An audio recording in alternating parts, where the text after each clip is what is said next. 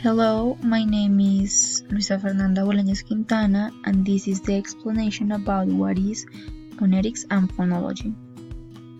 What is phonology? Phonology is a branch of linguistics concerned with the systematic organization of sounds in spoken languages and sings languages.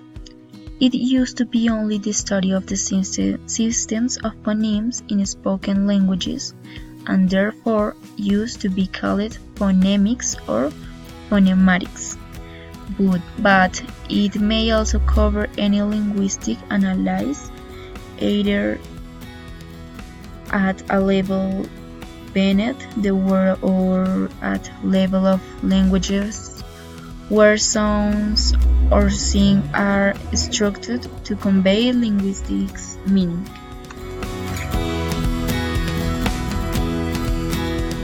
Examples of phonology.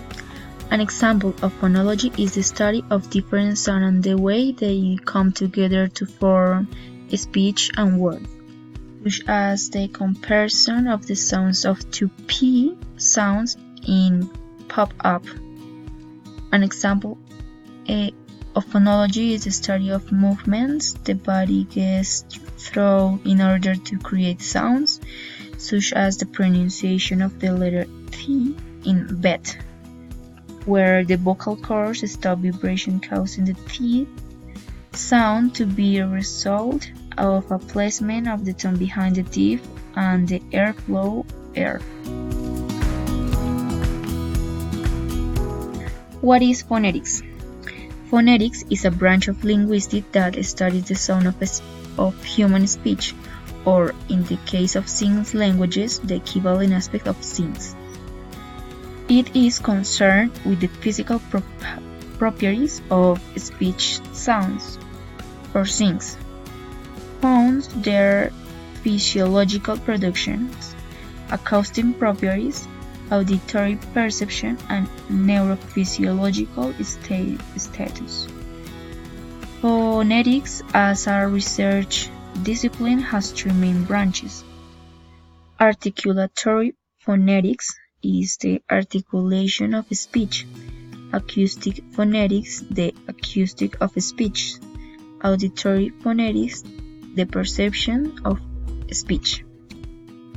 Phonetics insight is using several applied linguistic fields, such as forensic phonetics, the use of phonetics for legal purposes, speech recognitions, the analysis and transcription of recorded speech by computer systems, and speech synthesis, the production of human speech by computer systems.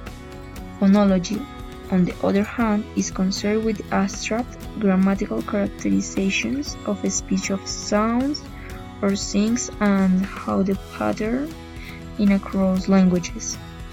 Phonology has been argued to relate to phonetics by two sets of distinctive features which map the abstract representation of speech units or to articulatory gestures, acoustic singles, or perceptual representations. What is voiced and unvoiceless? Voiced, your vocal cords, which are actually mucous membrane straight across the larynx and at the back of the throat. By tightening and relaxing as you speak, the vocal cords modulate the flow of breath expelled from the lungs. An easy way to determine whether a consonant is voiced or not is to place a finger on your throat. As you pronounce a letter, feel the vibration of your vocal cords. If you feel a vibration, the consonant is a voiced one. Those are the voiced consonants: j, j,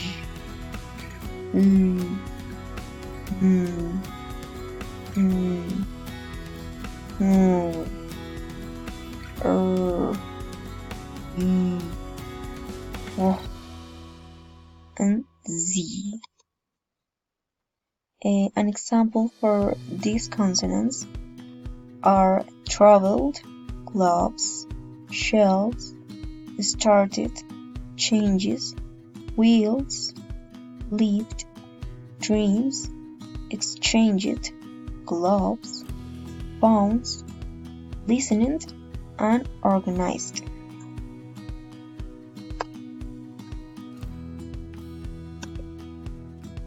Voiceless. Do not use the vocal cords to produce their hard, percussive sounds.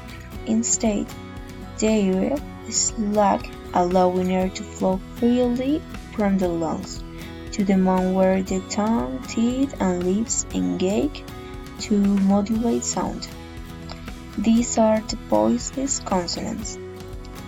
Ch, oof, k, p, s, s, sh.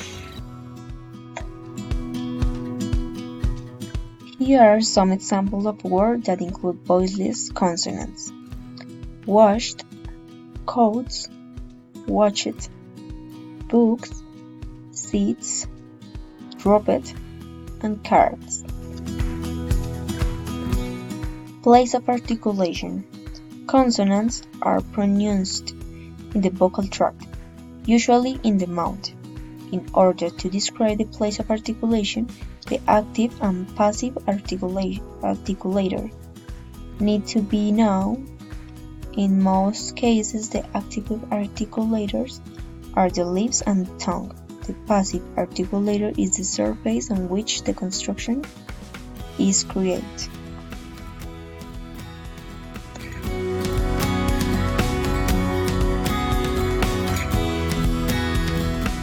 Bilabial are made with both lips.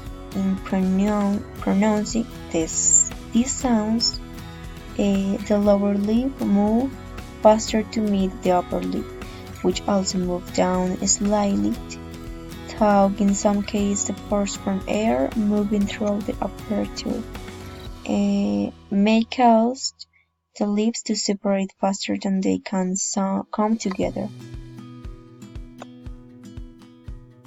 Labiodental are made by the lower lip rising to the upper teeth. Labiodental consonants are most often fricatives, while labiodental nasal are also typological common. There is a debate to whether true labiodental plosive occur in any natural language. Dental are made with the tip or blade of tongue and the upper teeth. They are divided into groups based upon the part of the tongue used to produce them. Apical dental consonants are pronounced with the tongue tip touching the teeth. Interdental consonants are produced with the blade of the tongue as the tip of the tongue sticks out in from the teeth.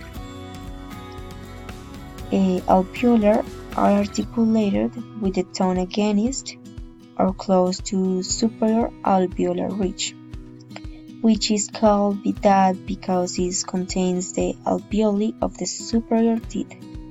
Alveolar consonants may be articulated with the tip of the tongue as in English, or with the flat of the tongue used above the tip as in French and Spain. Palatal are made using the tongue body against the hard palatal on the roof of the mouth. They are frequently contrasted with velar or uvular consonant, though it is rare for a language to contrast all three simultaneously with jargon as a possible example of a three-way contrast. Velar are made using the tongue body against the balloon. They are incredibly common cross-linguistically, and almost languages have a velar stops. because both the pillars and vowel made using the tongue body, they are hardly affected by co-articulation with vowels and can be produced as far forward as the hard palatal or as far back the uvula. Glottal are those produced using the vocal folds in the larynx because the vocal folds are source of phonation and below the oronasal vocal tract. A number of glottal consonants are impossible, such as voiced glottal stops. Knowing the place of articulation is not enough to fully describe a consonant. The way in which the structure happens is equally important. Manner of articulation describe how exactly the activate articulator modifies, narrows, or closes of the vocal tract.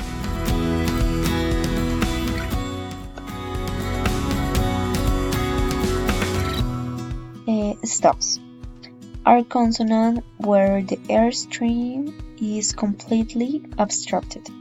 Pressure builds up the mouth during the structure, which is then realized as a small burst of sound when the articulation moves apart.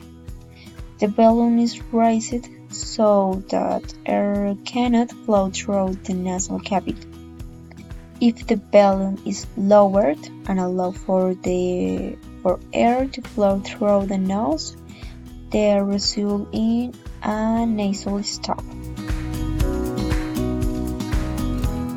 Fricatives are consonants where the air stream is made turbulent by partially but not completely obstructing part of the vocal tract. Affricative is a consonant that begins as a stop and realizes as affricative, generally with the same place of articulation. It is often difficult to decide if a stop and fricative form a single phoneme or consonant pair. Nasals are consonants in which their closure in the oral cavity and the balloon is lowered, allowing air to flow through the nose. Lateral are consonants in which the airstream is obstructed along the center of the vocal tract, allowing the airstream to flow freely on one both sides. Laterals have also been defined as consonants in which the tongue contracted in such a way that the airstream is greater around the size than upper center of a tongue. Vowels. Vowels are syllabic speech sounds that are pronunciated without any obstruction in the vocal tract. Unlike consonants, which usually have defined place of articulation, vowels are defined in relation to a set reference vowels called cardinal vowels. Three properties are needed to define vowels: tongue height, tongue vagueness, and lip roundness. Vowels that are articulated with scapula, quality, or color. Monotones. A combination of two separate vowels in the same syllable is a diphthong. In the IPA, the vowels are represented on a trapezoid shape, represented the human mouth. The vertical axis representing the mouth from floor to roof, and the horizontal axis represents the front-back dimensions.